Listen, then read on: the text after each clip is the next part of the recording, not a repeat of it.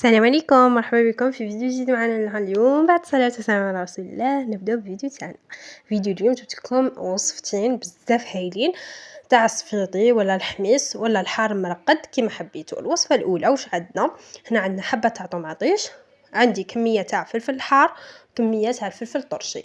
بالنسبه هذه الوصفه الزوجه هذه من بعد نرجعوا ليها. الوصفه الاولى واش نديرو؟ اول حاجه درتها غسلت الفلفل تاعي والطوماطيش مليح، نشفتهم، من بعد راح نشويهم كما راكم تشوفوا. ثاني جبت لهم واحد النص راس تاع ثوم، حوالي 6 فصوصه تاع الثوم، شويتهم معاهم كما راكم تشوفوا. من بعد راح نقيهم و نغسلهم. بصراحه انا كي نبدا نقي في الفلفل ولا كي نبداو نقوا في الفلفل ما نغسلوهش، يعني ما ندخلوهش في الماء باش النكهه ولا البنه تاعو ما تروحش وتتبدل لنا النكهه تاعو ولا تروح، سواء الفلفل الحار ولا الفلفل الطرشي. المهم بعد ما نقيناهم درنا يعني قطعتهم كما راكم تشوفوا، فلفل حار، فلفل طرشي، طماطيش والفصوصه تاع الثوم نقيناهم كامل وراح نديروهم في الاشوار يترحاو. بالنسبه لهذه الوصفه ماما هي اللي يدير فيها ماشي انا، باسكو انا ما عنديش كامل، ما ندورش كامل بالحار. ضفت لهم حبات تاع الزيتون كما راكم تشوفوا، هكا راح يعطيهم واحد البنه هكا بزاف هايله كيما اللي تشروه من برا. يجي حار حار، اصلا هذا الفلفل جاي حار بزاف ويجيب بنين كيما قالوا، انا ما ذقتش خاطيني الحار. المهم رحاتو هنايا في الاشوار كيما شفتوا. من بعد حتجيب فنجان تاع لاتاي كيما راكم تشوفوا، درنا له فنجان تاع الزيت ونص الفنجان خل ابيض كيما راكم تشوفوا. خلطتهم كامل مع بعضياتهم. من بعد درنا لهم الملح على حساب الذوق كيما هكا، خلطناهم كامل كيف كيف. من بعد تجيبوا بلارات، طبعا البرة لازم تكون معقمه باش ما يغسلكش الفلفل تاعك كي تحتفظي به.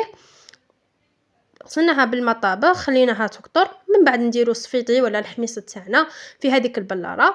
تحبوا في كي ديروه في الاشوار ديروا له زيت زيتون، ولا كي ديروه في البلاره كيما راكم تشوفوا باش تحتفظوا به تغطوه بزيت زيتون، حطوا له فاني واحد البنه بزاف هايله.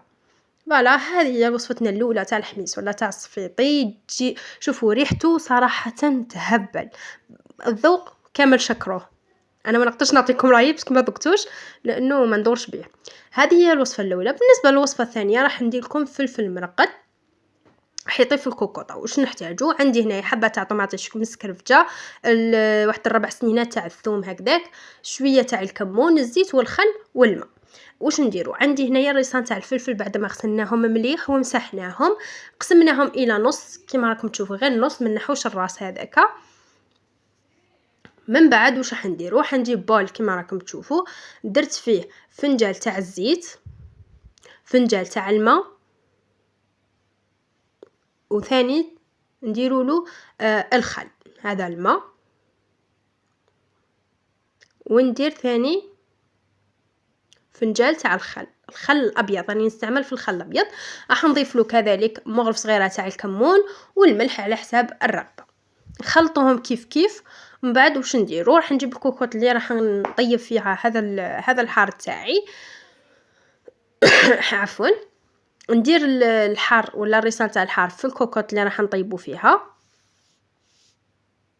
نضيف عليها الطماطيش، حبه الطماطيش، الفصوصه تاع الثوم اللي كنا مسكرفجناهم، نضيف عليها كذلك هذاك الخليط تاع الماء والخل والزيت كمون والملح. واذا كان عندكم قزبر ملح يديروا، انا ما كانش متواجد عندي، ديروهم كامل في الكوكوط. ومن بعد نسكروا عليها، نديروا الصفاره تاعنا، نشعلوا النار، نخلوها هي تصفر، نعاودوا نقصوا النار تاعنا، نحسبوا 10 دقائق، من بعد نطفوا عليها. راح نعاود لكم، نحط الكوكوط تاعي فوق النار تكون زايده، نديروا صفاره، كي نسمعوها صفرت نقصوا النار كامل، من بعد نحسبوا 10 دقائق ونغلقوا عليها تكون واجده وحاضره معانا. هنايا بعد مرور 10 دقائق نحيتها من النار. شوفوا الفلفل تاعي راه طاب مليح مليح. راح نجبدو هذيك لاصوص، راح نديرها ثاني في البلاره، راح تجي ذوقها بزاف هايل. يبدا عندنا فلفل مرقد، الله الله، تاكلوه مع كاش لي سوب ولا اللي محب الحار اللي يشتوا الحار راح يعجبهم ولا تعجبهم بزاف هذو الوصفات. المهم هذو هما الريسان تاع الفلفل، تقدري تقدميهم، تقدري ديريهم في بلاره وتحتفظي بهم كل مرة تحتاجي راح تجبدي. انا درت نص كلينه والنص الاخر درناه في بلاره كيما صفيطي ولا الحميص اللي درناه، ودرنا له هذيك لاصوص من الفوق تاعو واحتفظنا به. هادو هما الوصفات تاعنا لنهار اليوم، نتمنى ينالوا اعجابكم، نتمنى تجربوهم. ما بقى لي غير نقول لكم في الاخير مع السلامه والى اللقاء الى فيديو اخر ان شاء الله. ما تنساوش الاشتراك في القناه، تفعيل زر الجرس باش يوصلكم كل جديد، والجيم. السلامه.